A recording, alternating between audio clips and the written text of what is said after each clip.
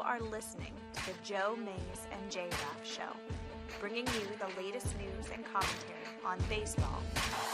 The 0-2 pitch, swing and a miss, struck him out! The Philadelphia Phillies are 2008 World Champions of Baseball! Hockey. Ladies and gentlemen, the Flyers are going to win the Stanley Cup! The Flyers win the Stanley Cup! College football. The Big Ten championship lies on a measurement. Did he get it? No! He didn't get it! Penn State holds! They brought back the fun, they brought back the excitement, and now they've brought back a Big Ten championship. The Penn State Nittany Lions are Big Ten champions. And the NFL. 1:16 to go, 41 yards. Cardona to Allen. Wiskowski. 6 titles, 9 appearances. How about the drive to go close it out? You see Tom Brady. Enjoy him, folks. You're never, ever going to see it again. Not in our lifetime. Nope. So here's Zerline, part 1, 48 yards. That will end it. No good. The rain continues. Yes, it does. They've got to snap it one more time. The ball will end up in the hands of Tom Brady on the kneel down. And there it is. The dynasty continues. Now, here are your hosts, Joe Mays and Justin Raffa.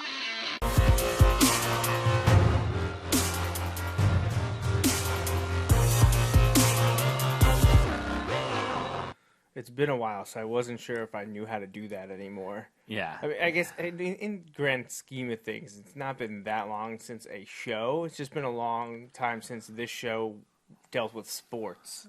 Yeah. Yeah, it's been a little bit. So, well, welcome everyone for episode 277, rain delay edition, sort of. We got rocked last Sunday when we were supposed to do this show.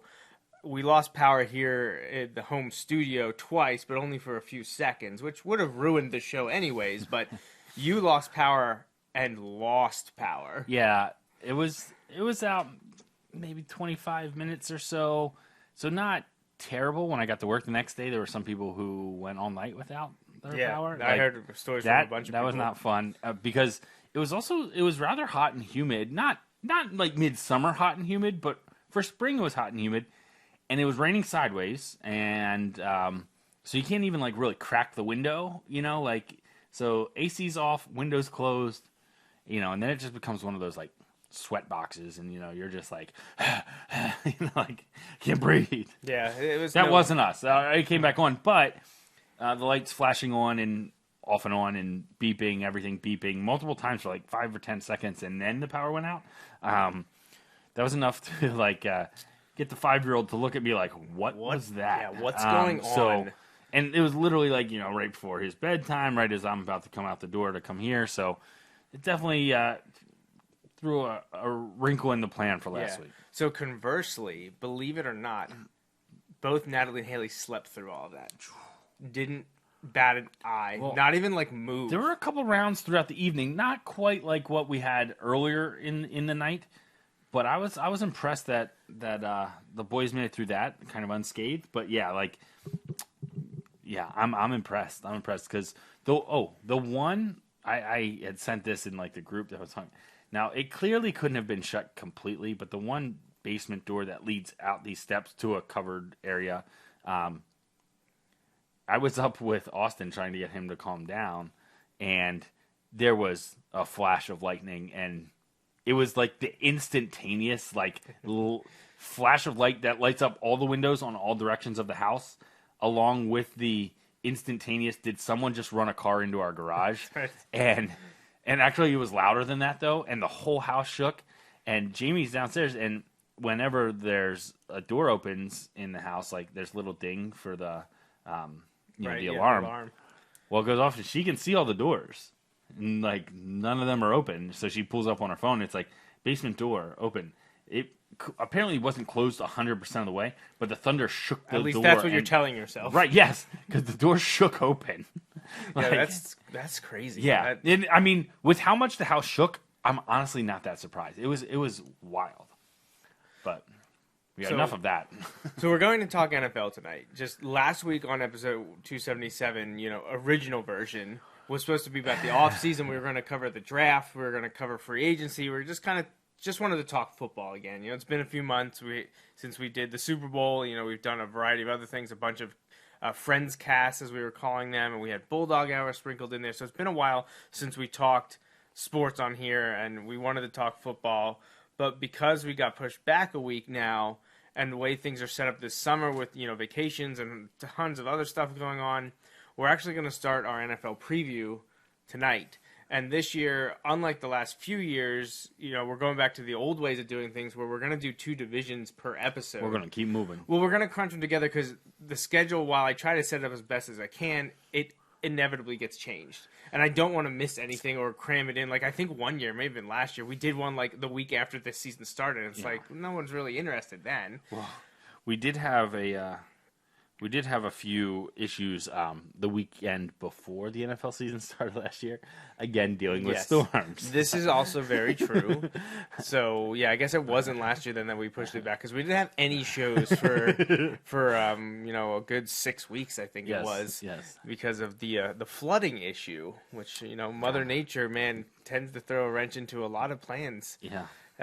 Not just for the show or in our houses, but of many people. Right, lots of people. The area at large. But so we're going to do the West divisions this evening, NFC and AFC West. I think there's a potential for a Super Bowl matchup there. I let Justin know. I thought that Raiders Cardinals could be in the offing.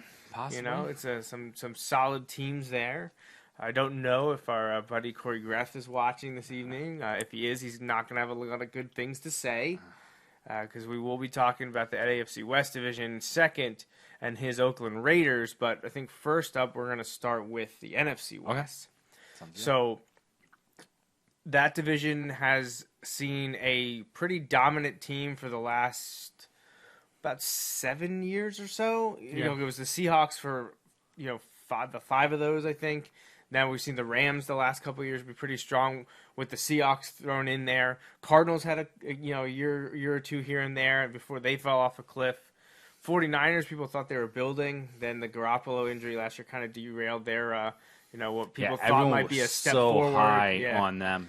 And now I kind of feel like, we've yet, there's always football news, but we haven't hit that full-on stride yet where it's the main thing. I mean, it's still really big. I don't mean to downplay it in that sense, but when you hit late July and people start reporting to training camp and everything, then it's full on through February. It's the thing. I feel like the Niners are kind of flying under the radar. Mm-hmm. Independent of what my expectations are of them or anyone else's. I feel like last year they were hyped up so big. They didn't do all that well, but they lost their quarterback really early. Now they still get him back. Right. But it's that first year back from the injury. You have that whole thing. It'll be interesting, but I think, I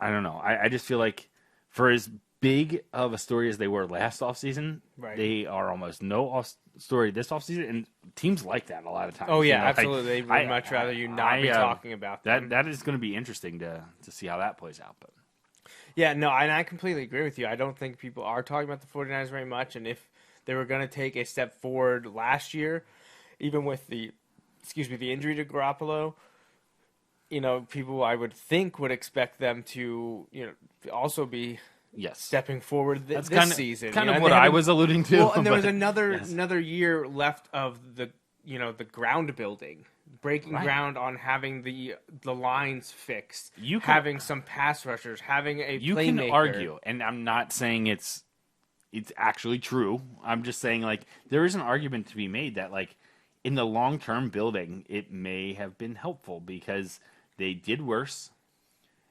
Their quarterback got injured, so you always have that now. Mm-hmm. So that's not good, and you were still paying him, and that's a year gone. Blah blah blah. However, they got a good draft pick, so they got one of the top defenders. I like Quinnen Williams, as the best defender. Like, actually, probably the best player in the draft, in my opinion. But that aside, they got a top-level prospect, that they probably wouldn't have gotten if Jimmy Garoppolo was healthy last year. Right. So you added some defensive help. You have another year to get things under, you had a year of Jimmy Garoppolo studying the system that they're going to be putting in there. Yeah, I think they're kind of poised to do all right this year. I don't know that they're going to win the division, and I'm not laying that out there yet, but I think they're going to make a big jump from last year. Yeah, I tend to agree with you there. I just it's hard to say though, because you look around that division. I think the Cardinals are better. Yes, I think they're better because I don't think they're the worst team in football. I'll put it that way. I don't think they're the worst team in football, so I think they're better. I don't know that. Well, I don't want to get ahead of myself here. I don't know what format you want to do here. If you want me to just do we want to do a team, or do you want me to lay something out in terms of where I think somebody will finish? Yeah, let's start at the bottom. Let's go with fourth place. So if I'm going for fourth place, I'm going to go with the Cardinals still in fourth place. Right. I think Kyler Murray's unproven. I think he could be great. I think it's high risk, high reward kind of situation, and if it goes wrong, it's going to go really wrong. I think there's the potential for that because I don't know that the help is there at all in Arizona. I don't. Yeah, I don't. I would feel so much better about that, and I know they have a Cliff Kingsbury there. I would feel so much better about that if Bruce Arians was still there. Which may lead to some interesting things I have to decide on how I feel about the Bucs, and whenever we get to that preview. But their offensive line was horrific. Yeah, they were last not year. good. Their defense was good at times, but then it's hard to gauge because their offense was so bad last year. Mm-hmm. Larry Fitzgerald is your best offensive weapon. If David Johnson, yes, if David Johnson isn't out, can he stay healthy? Hit or miss, but David Johnson's your best player. Larry Fitzgerald, who is old enough to have kids in the league, is not really, but close. A few more years. I know. I mean, I don't know if it actually is true, but in a few more years, numbers wise, yeah. Yeah, he's got to be high 30s. I think 38. Yeah, that would be my guess, right around 39, 38, 39, something like that. Right. Yeah, so he's not old enough, but only because the NFL, you have to be 3 years removed from high school. Right. NBA, he could have kids on the team. But I just... he's only 35. Okay. Only 35. I was thinking he was in the league longer than But he let's was. be honest. Okay. He'll be 36 when the season starts. Their most consistent offensive production is older than us. Yeah. And not a quarterback. Right. So that I love Larry Fitzgerald, and he's still solid, but man, I just don't see it. Their best defensive player is going to be out for got suspended. Yeah. I think just 4 games, but 4 games when you're a bad team is a big deal. You want to talk about a thing there, on a bad team, that could be a turning point because you're going to get to see some young guys, and some guys may make the team because of that. But you just never know. I think if they think that Kyler Murray is the guy, and you hired Cliff Kingsbury, which I think they had in mind that Kyler Murray was the guy at that time, then you have to draft him regardless of drafting your boy, my boy, last year. That being said, they handled the Josh Rosen situation about as terribly as they could have, and they pretty much got what they deserved for it in getting a late second-round pick. Yeah. Good for the Dolphins. I thought the Dolphins handled that really well. Didn't overpay. Took a flyer on a guy who was a top 10 pick. Is he the franchise guy? I don't know, but you've got time to figure it out.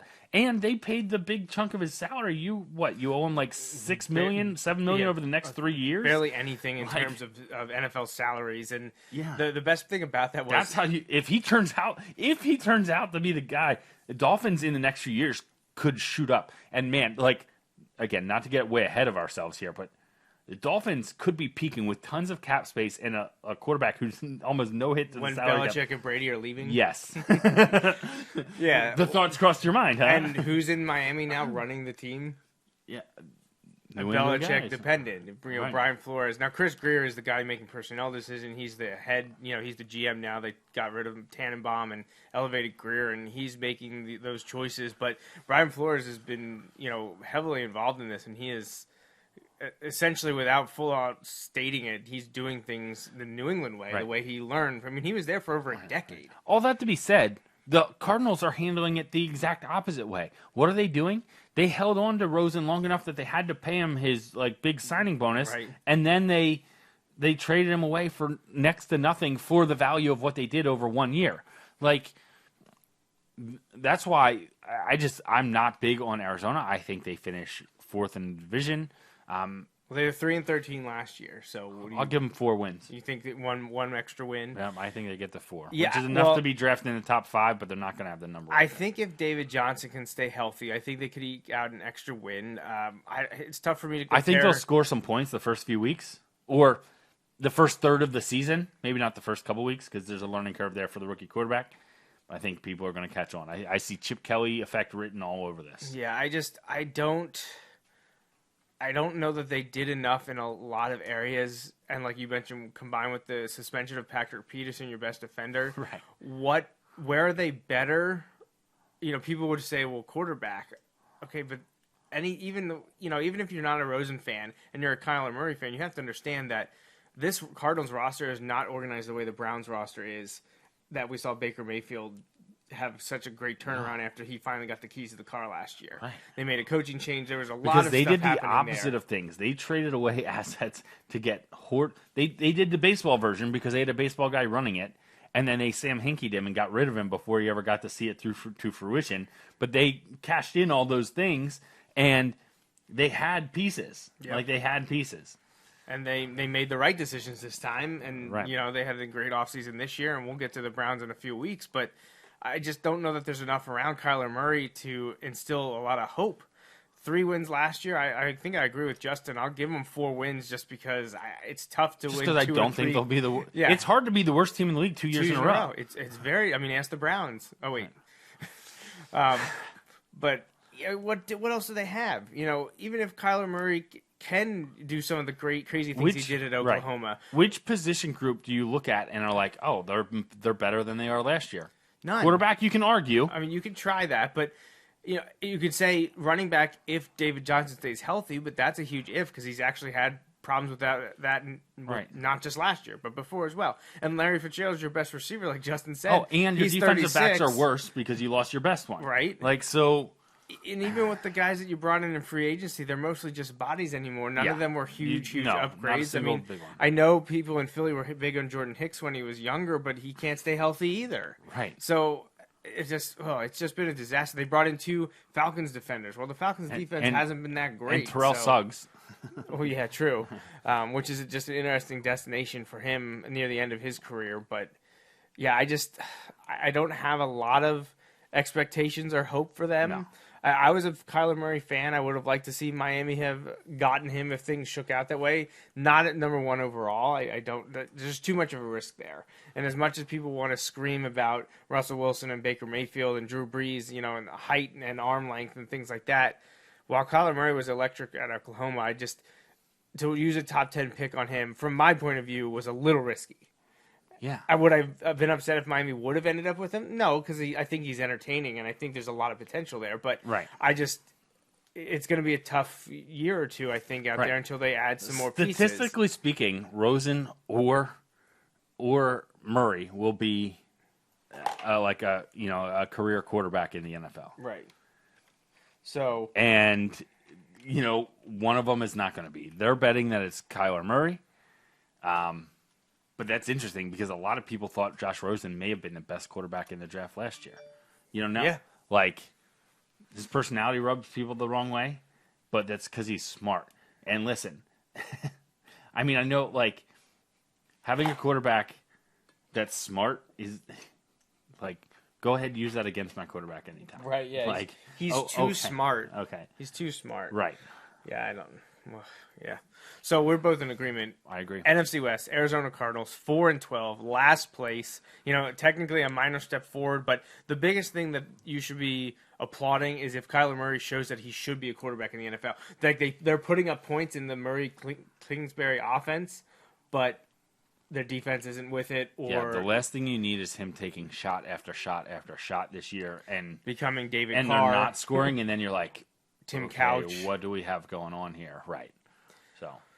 So I'm going to jump here and see if you agree with me. And as much as we talked to them leading into this episode, I still peg the 49ers as my third place team. Yeah, I'm going third here. I too. wanted to see if I could drop either the Rams or the Seahawks to it, but nothing is telling me that that's going to be the case. I Right. still No, I think they're agree. the top two dogs. I haven't Because I look at it last year. I know the quarterback's a lot, but when you take the quarterback out, like, there should still be something there. Now, we all agree that team they're a few years removed from being just so grossly mismanaged. Yeah, really. Oh, yeah. Very poor. That being said, now they're here. They were 4-12 last year. Yeah, 4-12. I'm going to put them at 6 wins, maybe 7. I think they're going to be better. Actually, I'm going to go 7. I'm going to go 7 wins because I think they're going to be better. I think the 2 remaining teams are both going to be pretty good. So I think division wins get tough to be had here. I think they have there's just a lot of questions for me here that I don't know. I kind of want to see it play out first. You know what I mean? Mm-hmm. Like, they have some pieces at tight end. They've got some pieces in theory at running back. It's so hard to say because they were playing guys off the street with quarterback last year. Yeah, it was rough. But I want to see it all together. I think they're improved. I think this team could be building for the future. And I think they take a step forward, which is good because if they don't, then I think there's going to be talk about Shanahan and is he safe and all that stuff. And I think that's ridiculous because essentially when you lose your quarterback, week 1 last year, Week 3. right? It was week 3, okay. yeah. It was Then- when they lost to Kansas City. Then it's tough to try and see how that's going to play out. So, but again, Jimmy Garoppolo, maybe I'm just buying into this because a lot of people were saying it last year about my guy Carson Wentz. That first year back from the injury, you're not generally yourself. You sometimes are at other positions, but you're not at quarterback. And so we'll see. Well, I'm pretty sure on this show last year, while Wentz was recovering, I was saying the Eagles should basically give him an early season red shirt. Yeah. He should be on PUP. Yep. He should not play the first 6 weeks. Yep. And they rushed him back in Because week Foles wasn't 2, 3. When did he came back week 3. Week 3. Because Foles in the offense, they won week 1, but the offense didn't look good. They lost week 2, and the offense looked bad. And I think they brought him back week 3. And then by week 13? When did his back issue? Yeah. Well, I think it was in the Dallas game, but it was hard to kind of pinpoint it because they basically made it sound like it had already been there, and he was kind of playing with it. He just exacerbated the issue. Yeah. Which, there are going to be people that tell you that could have been because of the way he was playing because of his knee. Right. Right. And that could be completely coincidental. It could have nothing to do with it. Right. But, there's always going to be that possibility. Correlation's causation. Right, exactly. But the 49ers, so Garoppolo, at this point in their careers, because we don't know anything, he's better than Kyler Murray. In terms of NFL quarterback, Yeah. you got to say, you got to give him the edge there because He's actually won played a NFL game. games. Right. Like, And with a 49ers roster that was terrible, when he was traded there and started, he won, my gosh. 6 out of 7 or 5 out of 6, something like that? imagine if they would have lost some games there and gotten another higher pick. Right. So, quarterback's better. I'd say running back by committee better in San Francisco. I like Tevin Coleman, McKinnon, who missed all of last year with his knee injury, and Matt Breida. I think that's a good trio right there. David Johnson is probably the better for the Cardinals, but in terms of a stable, I like 49ers. Yeah. Same thing in wide receiver. Honestly, Stable's the way to go right now. Oh, yeah, absolutely. You need to have 2 or 3 guys at minimum. Wide receiver-wise, again, Larry Fitzgerald, at least by name, is the best wide receiver of these 2 rosters. But in terms of the numbers game, I like Goodwin's speed. Yep. Jordan Matthews has shown that when he's on, he's a pretty reliable receiver. They also are flanking with Dante Pettis, and they drafted Deebo Samuel. Yeah. From top to bottom, I like the wide receiver gang. Jordan that San Matthews as Francisco your has. 3rd and 4th wide receiver is a really good wide receiver. Right. He can't be your 1. He can be your 2, He could be depending your on 2, but- depending on how you're going. If you've got good tight ends, which they do. Yeah. So Selleck and Toilolo, which I never can pronounce that correctly, are a great 2 and 3 because Kittle is an amazing number Yes. 1, which I found out on the free agency waiver wire last year. Kittle is, a easy top 5 tight end after his performance last year. Probable top 3. You got to think it's Ertz, and what's the Chiefs guy? The brother of your offensive lineman. Why can't I think of his name? yeah, We're both blanking now. we are. Because I wanted to say Selleck, I know, because I I, wanted saw to say Selleck, Selleck, and I was too. like, no, not Selleck. Kelsey. Yes. Kelsey. Who Ertz, also has Kelsey, and Kittle. I mean, those are your 3 guys. right. Those- Selleck's brother was the former Right, Eagles tight right. end. An offensive line, while the 49ers don't have the dominant offensive line that Harbaugh had, 7-8 years ago out there when they were all of a sudden, Harbaugh got them back onto the scene. They're better than the Cardinals. Right. It's easy Yep. to say that they have McGlinchey, who's now entering second or third year. I like Weston Richburg, the center, who came over from the Giants last year. Joe Staley, just a powerful guy, strong tackle for them. They traded for Laken Tomlinson from the Lions. Top to bottom, they definitely have a better offensive line than the Cardinals. Defensive line, same thing. They just added Nick Bosa in the draft. Yeah. They have Eric Armstead. They just picked up an option for him. The DeForest Buckner's is there as well. I like that one. They got D Ford in a trade. Now Yeah. he's kind of a hybrid rusher guy there. They also Solomon Thomas was Yeah, their but pick when you last have the year. solid other guys, D Ford can be great. It's when D Ford is your best defensive lineman that teams are probably going to run on you. Yeah. But like when you've got the other guys, that's key. Linebackers, they brought in Quan Alexander. And is that your boy Malcolm Smith right there? I think it is, yeah. It's your buddy. So linebackers could maybe use an upgrade, but again, everything we've talked about is at a minimum a push or an upgrade over what the Cardinals have. Right, exactly. Defensive back wise, Richard Sherman, nearing the end of his career, they just got Jason Barrett, who is injury riddled but is a strong contributor from the Chargers a few years ago. I like Jimmy Ward, Jaquiski Tart, incredible name there. But again, because of the depth is better, that's an upgrade to me over the Cardinals too. So I had the agree. Cardinals at 4-12. You had the 49ers here at 7-9. I'm going to be a little bit more conservative with them just because I think Garoppolo could have some rust at the beginning or some, hesitance because of the legitimate. injury. So I think they go 6-10. Hopefully for them, they keep Shanahan around, trust Garoppolo, because I think with another offseason and draft that the 49ers could start to catch the Seahawks, who I think could start trending down. But we'll see about that. But while the Rams are young, coaching and players, the Seahawks, I think, could take a step back in the next couple of years, and the 49ers are the team that I think could pounce. I don't think it'll be a terrible year out there. They could even be in contention early, but I think it's going to be tough to maintain. So I can see that. the 49ers I have in third at 6-10. All right, so where are you going for number 2, since I started here with the 49ers? So for number 2, I'm going to go with the Rams. All right. Yeah, so I'm going to go the Rams. I think they're really good. I think they're going to take a step back. I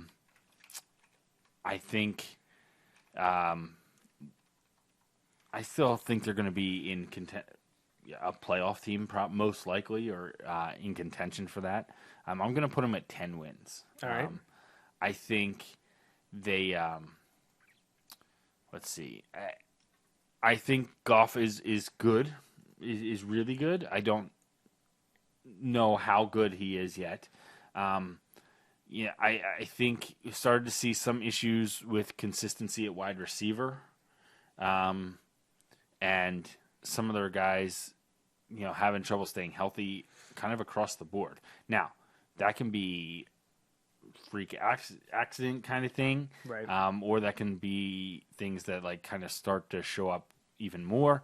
I just think, they went big on a lot of free agents, and so there's a lot of roster turnover kind of year to year. I think that can kind of make it a little hard to have some of that continuity there.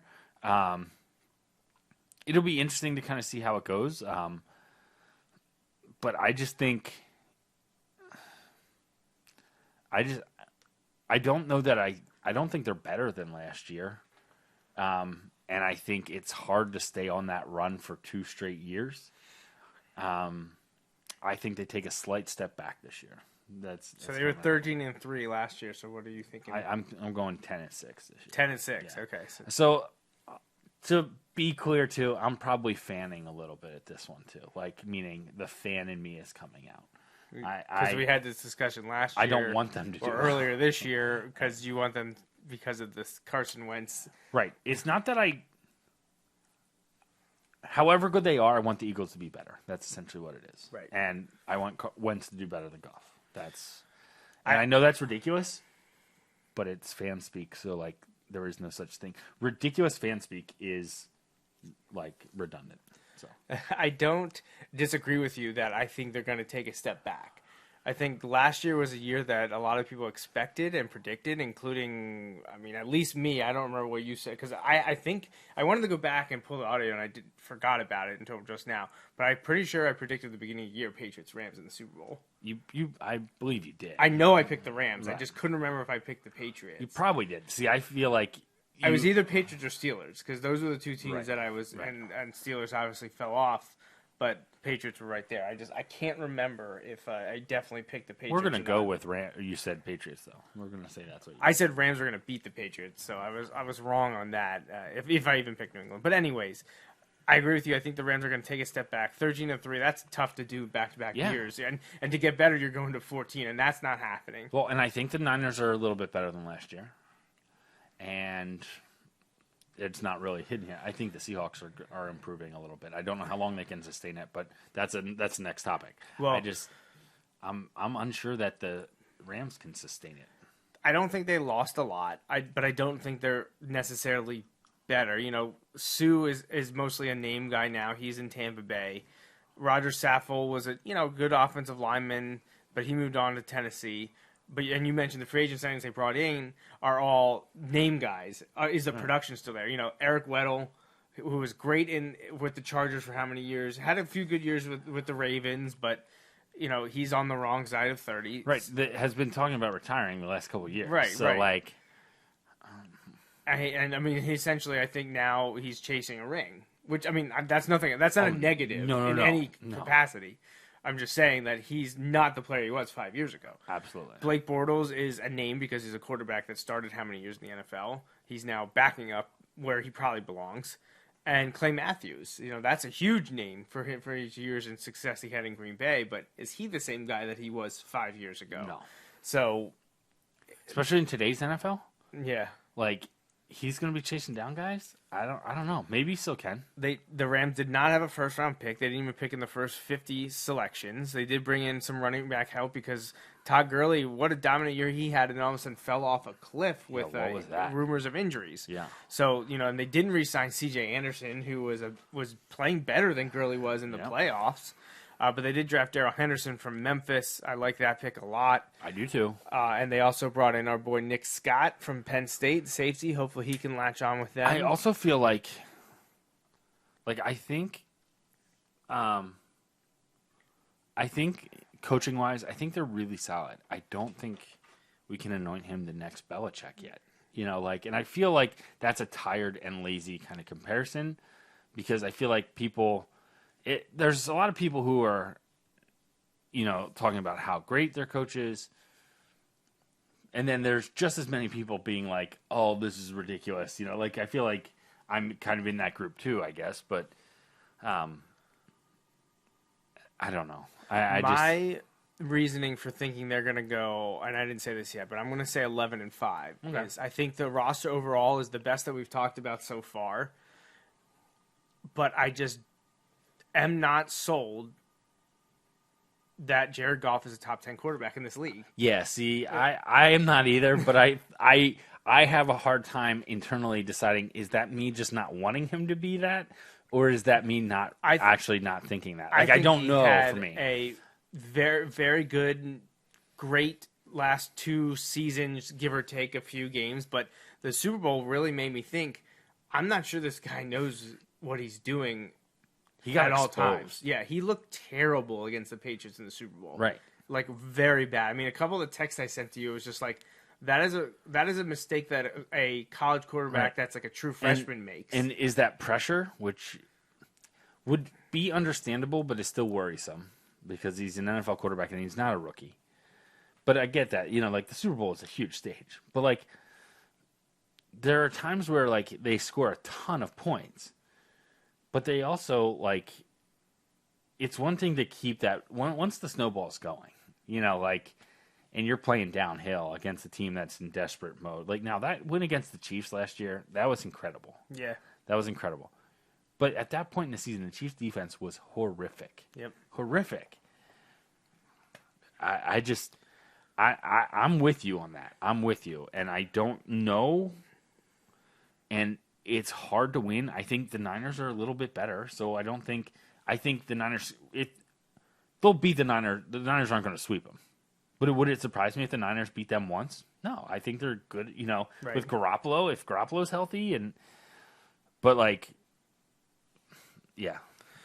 We're going to find out really quickly if the Rams are any good, because 4 of their first 5 games are incredibly This is what happens when you win. tough. When you win, too. You get a tough schedule here. Now, And everybody wants to see you because you're now a show. Like, Right. you're more – I have to give them credit because they have become a show. And in L.A., that's what they need. They need this. absolutely.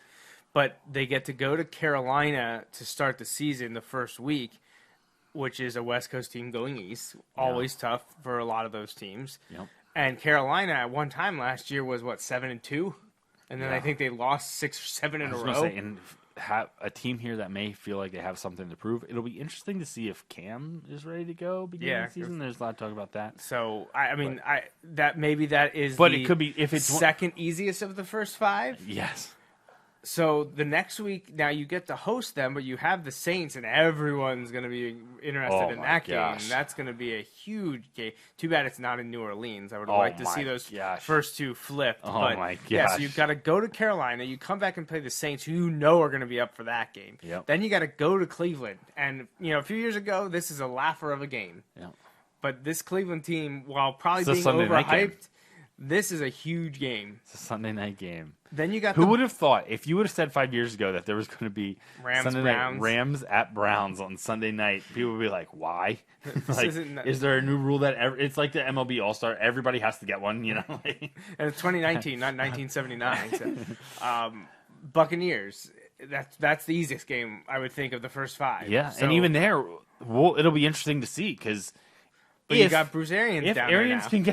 can get Winston going with the weapons they have, Right, that's the thing. That's no joke. The Bucs have been those team the last, not really last year, but the previous 2 or 3 years. I mean, one year I picked them to win the division because you thought Winston entering his 3rd year was going to take this huge step, and they had put all these weapons around him, and then it never came together. 2 coaches have been fired, but Arians is there now, and there's a little bit more confidence around them there. But that's the easiest of the first 5 because the next week they got to go to Seattle on the short week on a Thursday night Yeah. at Seattle. So on the road is hard enough at Seattle. If On the they're- road on a short week. If they're better than 2 and 3, I think that's a good sign for them. Yeah, I was going to say, yeah, I agree. If they're 3 and 2 or 4 and 1, if they're 4 and 1 or 5 and 0, they are Look out. They wow, are for real. They are absolutely. They're going to win. They should win the NFC if they're 4-1 or better. Or 4 and 1 or undefeated after those first 5 weeks. They're doing something right. Well, they're doing something right. Gosh. So I don't even want to think about them being undefeated. So, that would be. I'm having them crazy. at first at 11 and 5. Okay, I have them at second at 10 wins, and I'm gonna have them flipped with this. Right. So the Seahawks are the team up next. Justin has them first. I have them second. I know I'm picking them to finish the exact same way they did last year, which I hate. But there just wasn't a team that I was like, you're going to drop off a lot or you're going to get a lot better. So I don't like it, but I'm going to deal with it. And so Seahawks are my second place team.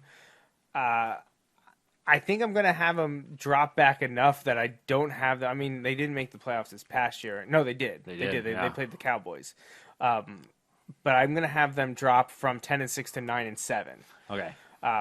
Because there were times last year where I thought Seattle looked like a joke. They weren't awful. A joke's probably a little harsh. They didn't look good. Right. Then they looked incredible. Like, they won how many games in a row at one point? Or, like, they... Yeah. It was a month's worth of games. So they lost by 5 to the Rams on November 11th to drop to 4-5. Well, then next thing you know, going into a meeting against the 49ers, who weren't any good, on December 16th, they're sitting at 8-5, having won 4 in a row, and then they lose in overtime to the 49ers, but they won the next 2 weeks. Right, and that's at the same time they went on the run when the Rams hit a little bit of a skid there and lost a couple games, and all of a sudden you're like, could they catch them? And then they lose to San Francisco in overtime out of nowhere, and that kind of sealed that deal. Well, that sealed it because the Rams beat them both times they played them. Yes, but like...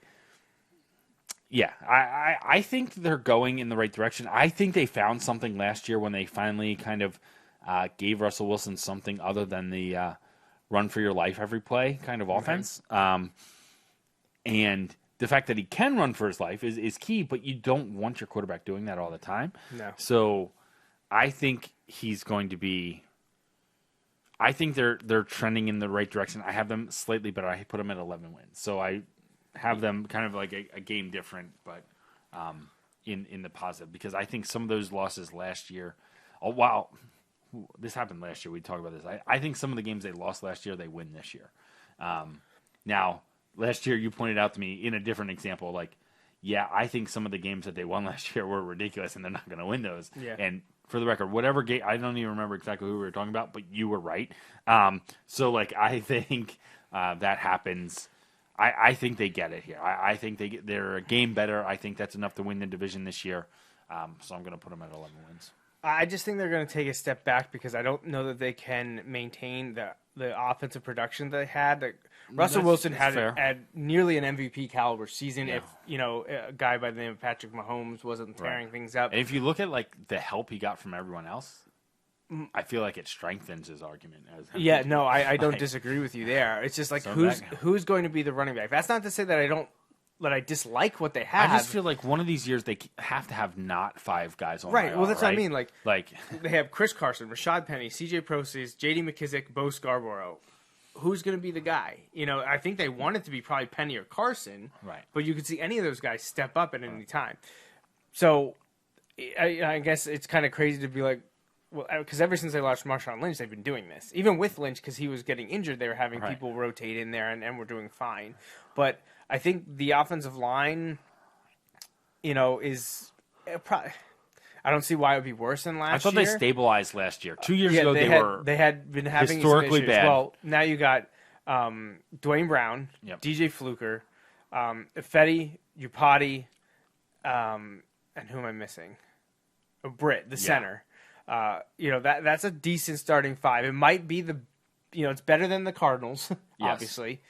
And, with the Rams losing Saffold, do they take a step back? They're probably better than 49ers, so maybe the Seahawks do have the best offensive line in that division. Right. I think the Rams might have something to say about that. I think they're 1-2, but that's why these teams are 1-2. But at wide receiver is just a huge question mark for me with them losing who just retired? Doug Baldwin. Yeah. Now, they did get, Mr.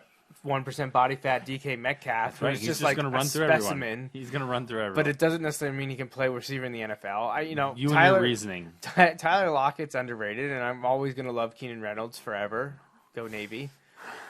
But who's he throwing to? I don't know. I don't know. I mean, Tyler Lockett is your guy, unless DK Metcalf just comes in and wows us. And then all of a sudden you do have a nice, decent 1-2 punch. Right. If Metcalf can, relate to NFL competition and handle NFL DBs. But, tight end, again, are we underrating Ed Dixon and Will Dissly? I don't know, but it doesn't jump out to me. Offensive line, good. Defense, I do really like the defense. They're not as boisterous as a few years ago when the Legion of Boom was there, as I believe all of them are gone now. Richard Sherman's down in San Francisco. Cam Chancellor, where did he end up going? I forget where he ended up going. But, they're not there anymore. But they have a great linebacker trio. Because, if Kendrick's not in jail, Mingo is a high pick, but Bobby Wagner's one of my favorite non-Dolphins in the NFL. I've always been a huge fan of his. KJ Wright is an underrated starter for them, at least outside of the Seattle area. And their secondary, while they don't have the names anymore, they're still getting the job done. So, and they brought in Ezekiel Ansah. It was one of the best free agents on the open market. So they strengthened their defensive line, the pass rush in particular. So if Russell Wilson can be take Cam's Superman mantle and play like he did for most weeks last year, I could see the Seahawks unseating the Rams. I feel like they found some answers, especially in the second half of last year, and I think that's going to help stabilize them for this year. Again, I would say some of that may be wishful thinking on my part. But easier start to the season with the Bengals and Cardinals, 2 of their first 5, but they got to go to Pittsburgh, host the Saints and Rams, and then go to the Browns. Yeah. Oh, and then the Ravens. Yeah. And then Atlanta, who, we don't want to say what we think they're going to do, but they got to go to Atlanta. They have to go to Atlanta. They have to go to Philly. Now coming out of a bye. So, a lot of interesting matchups here for the NFC West. But to recap quickly, we're pretty much the same. Cardinals worse, 49ers next. We flip-flop Rams and Seahawks. I have the Rams at 1. You have the Seahawks at 1. Yeah. All right. So let's quickly jump over to the AFC now. AFC West. I don't think there's going to be a surprise at the bottom, although maybe there is. Who do you have in 4th place in the AFC West?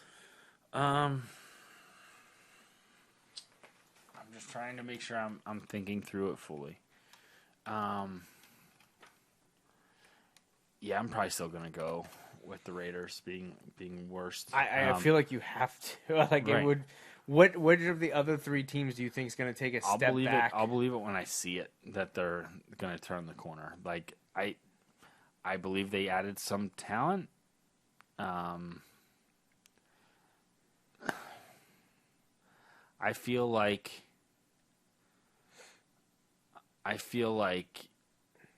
Well, I don't know.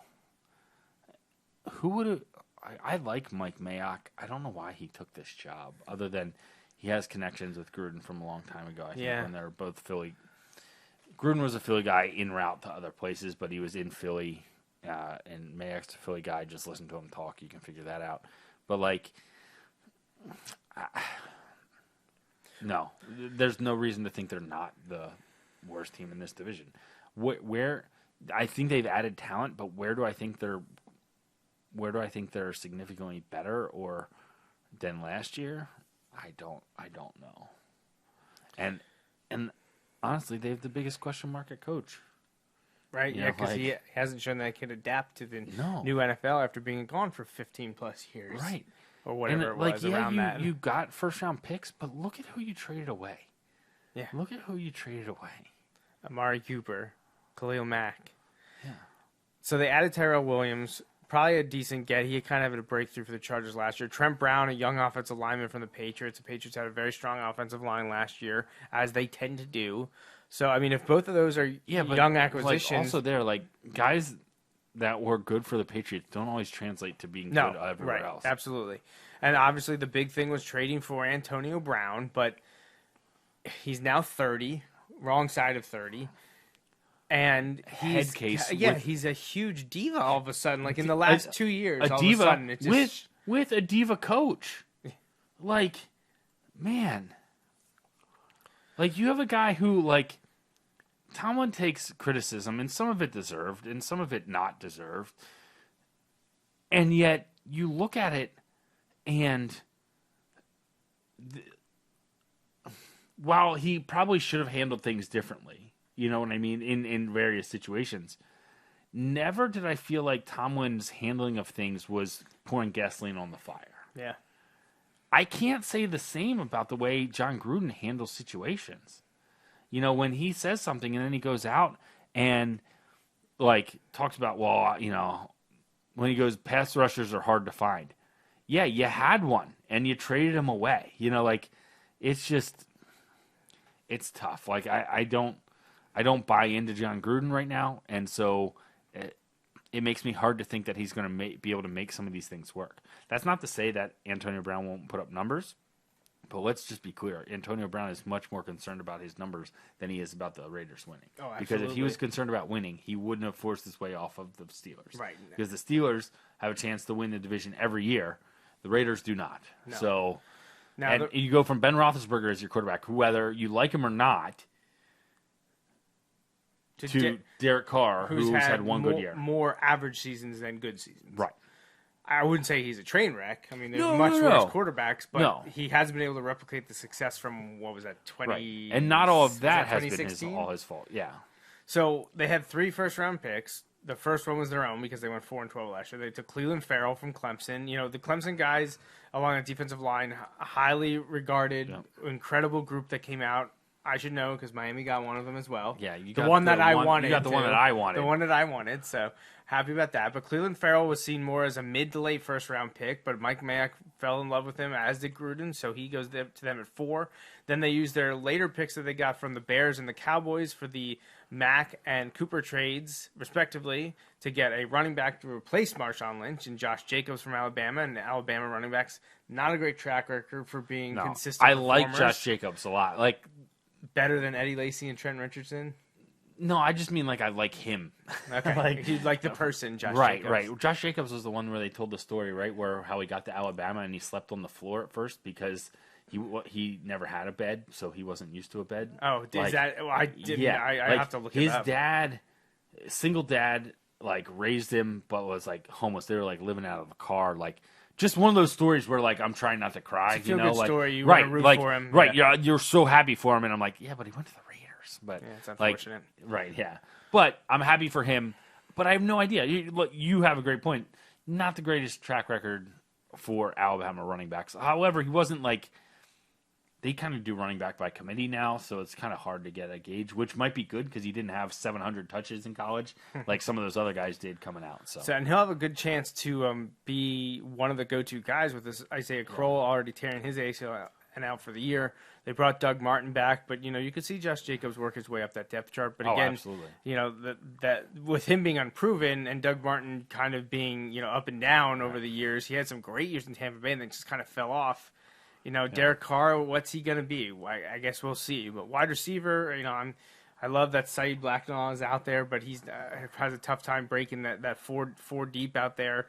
They added Hunter Renfrow, another Clemson guy, high character guy there as well. We mentioned they signed Tyrell Williams and they brought in J.J. Nelson. Antonio Brown is the guy though, and if teams are doubling him and taking him away, or there's the no other one that's guys going to force you right. out of that double team. Yeah, right, and that's exactly what he had every year in Pittsburgh because there was always a guy that stepped up. The beginning, Mike Wallace was the guy, and Antonio Brown was the one behind him. Then they traded him, and Brown stepped up, but then they always had some guy there where there was a great number 2. Yeah, and man, so far, talk about this is getting to them, but Juju is like the anti. He's the anti-Antonio Brown so far. Yeah, now I have an interesting conundrum. Is he going to be the next Antonio Brown where he steps up and is like a monster? I'll be honest, I kind of hope so. Because I like hope him. so. And as a fantasy owner, understand, I hope you so. understand, too, how hard it is for me to say Root for that's Steeler. a Steeler that and I a like. USC Steeler. I know. Like, but I mean, I that's just 2 like marks. him. I just like him. Well, maybe because he was like 19 Right. when he started, and he was going and hanging out at like North high school Allegheny games, yeah. high school student section games because he's friends with some of the coaches' kids. Right. Offensive line, they do have a decent offensive line. I'll give them that. Colton Miller's still young. Gabe Jackson's a good guy. Rodney Hudson's a grader at center. Really like him. They brought in Trent Brown, we mentioned. So I don't think offensive line is a huge question mark. I think they're okay there. Tight end, though, they got to find a guy at tight end. They brought in Luke Wilson from the Seahawks. Yeah, but again, he's not a field stretcher. Right. He's not someone that is really going to tear things up and make people game plan against him. So really, it's Carr to Brown, and then who's going to step up. So if they can get the running game going, if the rotation of Jacobs, Martin, Jalen Richard, and maybe DeAndre Washington, 3 of those 4 guys, if they can get something going there with that rotation, maybe they'll be able to hit Antonio Brown enough that they can do something. I just don't know that's going to happen. Right. Defensively, you got to hope that Farrell can do something along that line, because otherwise, after they traded Mack last year, they got no pass rush. By the Nothing. way, Ronald Ollie, last chance you. Oh, nice, Yeah. nice.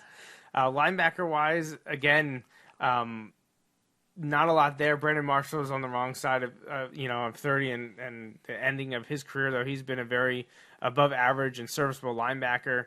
I'm not sure how much he has left in the tank. I believe Whitehead was a starter for them, Tahir Whitehead, but nothing there. As much as I love Jason Cabinda and Koa Farmer, I don't know if they're going to be able to contribute as former Penn Staters in the NFL. And they brought in Vontaze Burfict, who has all the talent in the world, but he went undrafted for a reason. He's been suspended how many times? If he can keep his head on straight, he's a great linebacker. But When said than the done. Bengals have said, no, we've had enough, Right. that tells you everything you need to know. now they did bring in LaMarcus Joyner, free safety, to pair with Carl Joseph, who I believe they turned down his extension, though. They also got Garion Conley at cornerback there. They brought in Daryl Worley. But Yeah, but I feel like they piece it together, and I feel every like year, the cast-offs. I feel like the Raiders are a situation where the whole is less than the parts, and it's not supposed to work that way. No, right. The whole is supposed to be greater than the parts, and it's not.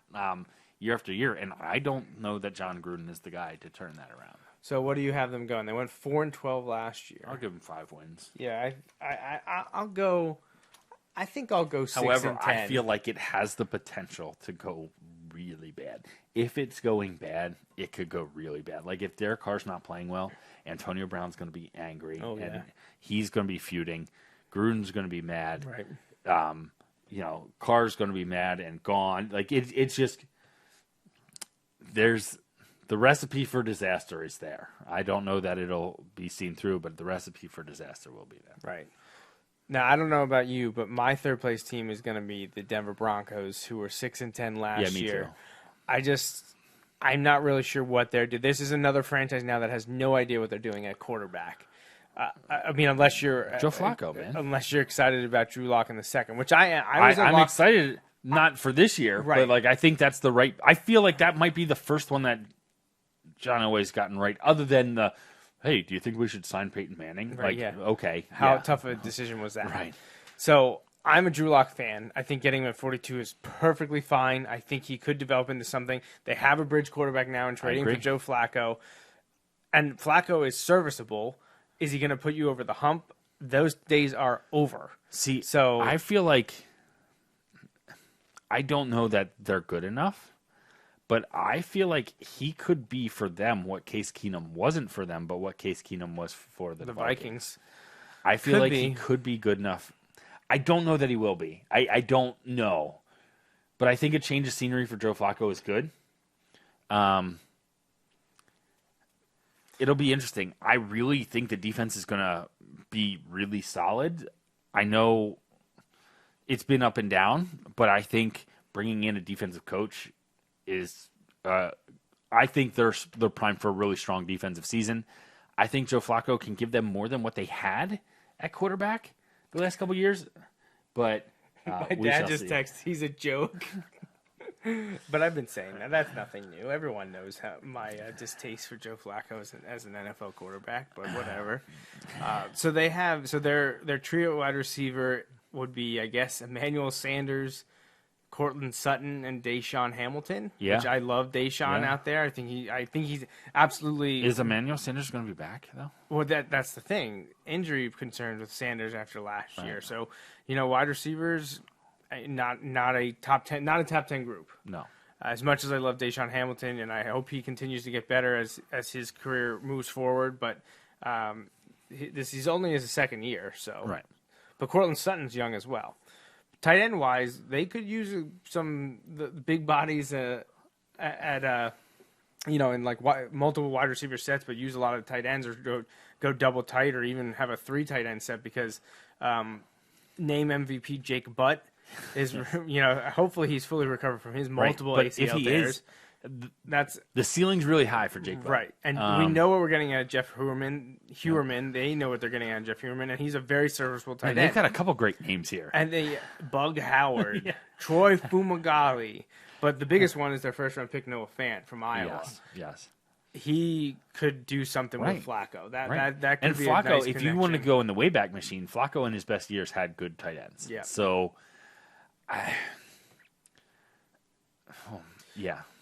Offensive line wise, they got Connor McGovern is a strong at center. He's been underrated and overrated in years past, but I think he's fine. They're Ronald Leary at guard. They brought in the Dolphins' Juwan James at tackle to go with last year's first round pick Garrett Bowles.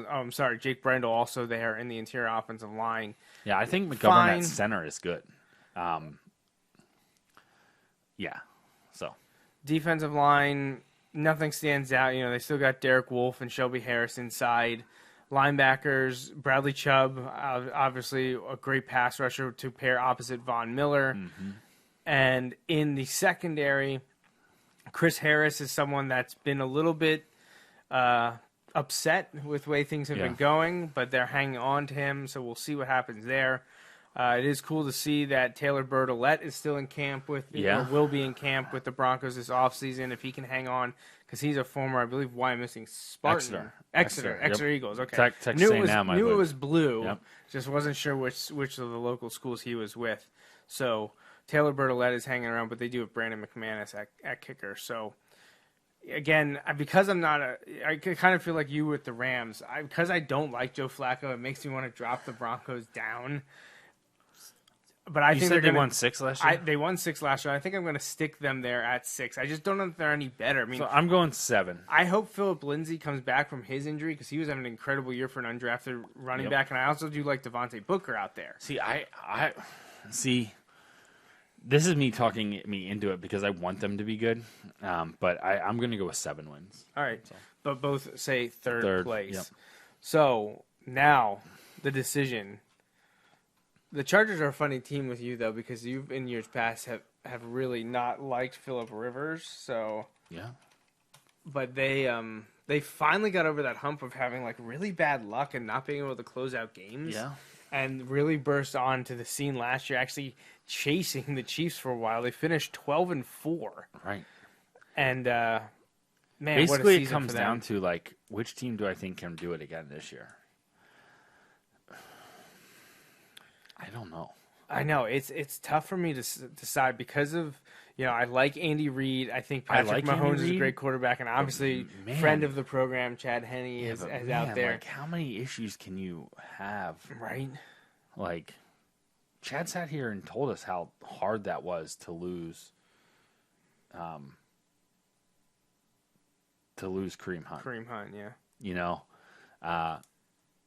So to sit here and be like, oh, they're also possibly going to lose Tyreek Hill. And is their defense better? Can the offense replicate what they did last year? Right. Without Hunt and Hill. Right. Now, I did that. So, I know they did it without Hunt for a right, lot of but the can season, we? Well, and they drafted accordingly. Right. But you just look at it and are like, man, oh, maybe they didn't.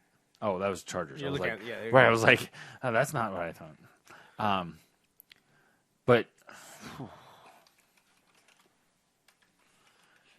I don't know. It's tough. I mean, it's not easy. So to I pick think these top two.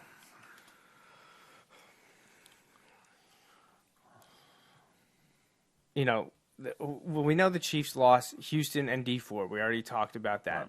Eric Berry as well. Yeah, but Eric Berry, I like Eric Berry, but he's been in and out so much. Like, and who do they brought in a bunch of people though? Oh, they traded D Ford. I'm not sure if I said that, but they brought in Frank Clark from the Seahawks. Oh. They brought in Darren Lee from the Jets. They didn't have any high draft picks this year. They could be losing Tyreek Hill after losing Kareem Hunt. Right. I just. They drafted a speedster, like not necessarily a well-known guy, I don't think, but like guy that's a burner. Mecole Hardman. Yeah, so like, not that you can't. It's not just like plug and play. Like I understand that, but it's they're clearly going at something there. I mean, you still have Sammy Watkins. You Right. still have Travis Kelce. Right. Your offensive line is still led by Eric Fisher, Cameron Irving, Canadian mastermind Davarney Tardif, Mitchell Schwartz. They have a solid offensive line. Okay. You added Frank Clark to that defensive line, which is great. Chris Jones is a great and But underrated it wasn't guy. the defensive line that I No, was you're necessarily right. It worried was about. the next level. And have they done enough? They brought in Darren Lee, but he was a former first-round pick cast off by the Jets. Reggie Ragland's there, who had a great year in Buffalo a few years ago and then was sent to Kansas City and hasn't been able to do too much. Same thing, Anthony Hitchett came over from the Cowboys a few years ago. What are they going to do? Do they have enough in the secondary? That's what's most important. Now, they brought in Tyrann Mathieu, who's having his own off-the-field problems. Yeah, that's all crazy too. I mean, it's not near the level of Tyreek Hill. No. But, I mean, you're talking about financial stuff. Right. From family. Yeah. And I guess it all comes down to quarterback. Can Mahomes replicate what he did last year? Yeah, but does he have to still be better, for them to still be better than the Chargers? Because there were definitely some things with the Chargers where I'm like, oh, man, things went the right way this year. Right. Can that happen 2 years in a row? Yeah, I don't know. I don't know either. It's just tough. But I look at the Chargers. They have, I would say, in terms of doing it longer, the Chargers quarterback has the edge. Phil Rivers done it longer, but better right now, Mahomes after last year. Running backs wise, I like Chargers. I like Melvin Gordon. Right. Eckler, the backup, is there as well, and I like Justin Jackson. So I think that stable is strong. Wide receivers, I go Chargers. Oh my gosh, especially Keenan with Mike Allen, Williams coming on strong. Travis Benjamin, Mike Williams. Yeah. They were really good. Now, tight end, Travis Kelce's a top. I mean, he could be the best tight end. He's at least a top 2 guy with Zach Ertz. But, I mean, I like Virgil Green. Right. I think he's a strong player. Right. It's not Hunter Henry coming back from an injury. Yep. So, it's not Travis Kelce, but I think they have what it takes at tight end to compete. Well, and on the defensive line, I know we skipped ahead over the offensive line, but Joey Bosa has been strong. Melvin Ingram is strong. You know what? And their number 1 pick went to that with Jerry Tillery. That was the first guy they brought in. And I like their second pick in Nasir Adderley to go in the backfield with Derwin James. That's the best young safety duo in the NFL. Talk me into it. I'm talking myself I'm going into the it. Chiefs at second place with 10 wins. I'm going 10 wins. Again, I don't necessarily think they're worse than last year. I just think it's hard to replicate that 2 years in a row. So I think I'm going to go with But to be honest, some adversity for the Chiefs throughout the regular season may not be the worst. Could help thing when in it the comes world when it time. comes time to winning 3 in a row, or if they're not winning division, winning 3 in a row or 4 in January and February. I mean, I think the Chargers could use some help at linebacker. As much as I like Thomas Davis as a veteran in there coming over from the Panthers, and the same thing. I like Denzel Perryman in there, but if you're going to point out a weakness, I would say it's there because I'm a big fan of what the Chargers are doing in the defensive backfield. With the strength in the defensive backfield, there are a bunch of games where your linebackers, I don't want to say they're insignificant, but with your good D-line, you're going to play 5, you play 5 or 6 DBs, So last year, the Chiefs and Chargers both went 12-4 with the Chiefs getting the tiebreaker. I'm going to flip it. I'm going to say they both go 11-5 with the Chargers taking the tiebreaker. I'm on board with that. That's what I'm going. All right. I'm doing that too. So there we go. There we are. So both making playoffs, which I want. I want them to both make. Yeah, the playoffs. they're both making the playoffs. So to recap the AFC West real quickly, at the bottom we have the Raiders. Because the Raiders. Next we have the Broncos. Then we have the Chiefs, and then at the top we have the Chargers. But both teams do make the playoffs. I completely agree with you on that. I think the Chargers could end up being, and I know it's early, but the Chargers could be the team, coincidentally, same city as last year, where people were high on the Rams, but I'm not sure too many wanted to fully jump on board. I think you could see that happen with the Chargers this year. Yeah, because for the first time, I feel like last year, I felt like they reached their potential. Like they actually did it. They hadn't for a long time, and I felt like they did. And then I feel like this year, they added even more pieces in the offseason, which you can't always say. A lot of teams kind of see it Like, I could see the Chargers being better than last year. Mm-hmm. You know, I don't, like, when we looked in the West, I don't know that the Rams are better than last year. Like, I think they take a step back just because it's hard to be at that super high level year after year. Patriots. But, you know what I mean? Like, it's hard to be at that high level. Even if you're still making the playoffs, it's hard to win 13 games in a season. Year after year, 2 years in a row. 13 You may still win the division, but even the Patriots have done that. The Patriots have won the division at 11 wins. The Patriots have won the division at 15 or 16 wins. You know, like, so, yeah, we'll see. So that's our NFL West Division preview to kick off the 2019 season. We'll be doing these previews over the course of the next about 6 weeks or so. We're actually going to be completely wrapped up with our NFL previews by mid-July before some vacations kick in, and then in August we go full head with Bulldog Hour. So we're going to have our NFL picks done early. So if you're interested in pro football, definitely stick with us here. We'll be back over the next 6 weeks to wrap up the other 3 divisions. Remember, 2 each show, and then we'll do our playoffs and Super Bowl predictions. Sounds good. It's going to be a lot of fun. Do you have anything to say, any shout-outs, anything to add? I'm just trying to think. My sister's anniversary was this past week, so happy anniversary to them. Happy anniversary Counting to you down too. the days till I know, my I niece is born. just saw 32 32 weeks. So weeks, it's gonna coming quickly. They went up to, like, Estes Park this weekend, and there were elk everywhere. Everywhere, yeah. I saw those pictures. So, yeah, definitely a lot of fun. I'm trying to think, is there anyone that I'm forgetting that I should be saying anything to? I can't. No. Yeah, because I'm trying to, right now I'm like, wait, do we have a show next week? I think we have a show next week. Dude, you know, I will wait until next week. You can even say it now, and next weekend still I will text me. text Do you you. have a show tonight? Show tonight? No, I was Hey, gonna. hey. I texted you yesterday. That's right. I was You like, were that's ahead like of way the ahead game. for me. Yeah, you Usually were. it's like 5 o'clock on Sunday. I don't think I'm missing anyone birthday-wise because I'm going to have a chance next weekend to do that. So I'll wait on some birthday stuff here. But I do want to say, wish everyone happy Memorial Day. You know, it's a the unofficial kickoff to summer. Yeah. But it's a time to make sure that you reflect and thank. I know it's technically not, especially veterans will tell you this. It's not for them. It's for the ones that aren't here. So. Remember the people that gave their life in the ultimate sacrifice for this country. And if you do see a veteran, though, thank them and show them respect that they deserve. Yeah. I just saw at Mission Barbecue yesterday a very decorated Marine that was in the Wyomissing Hills Parade. And he had his full dress on, and everyone was taking pictures with him. And it was really cool to see. And I talked to him over at the beverage and condiment area, and shout out very to nice them. gentleman. And this is no surprise if you've been there. Like, this is kind of their thing. But there was a guy I know whose son passed away, was in the Marines, and Mission Barbecue like hooked them up. I mean that, like, not like, oh, you know, like, they just did it because it was the right thing to do. They sent food over to the house. Mm-hmm. They sent all this stuff over there to, like, take care, because a bunch of that guy's Marines buddies were up. Like, they do it right. So good for them.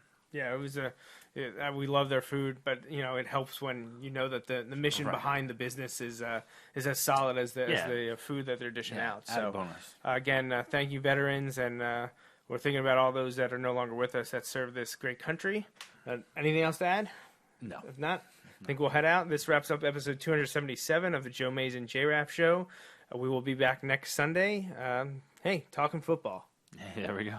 So until next time, I'm Joe Mays. He's Justin Raffoff. We'll talk to you later.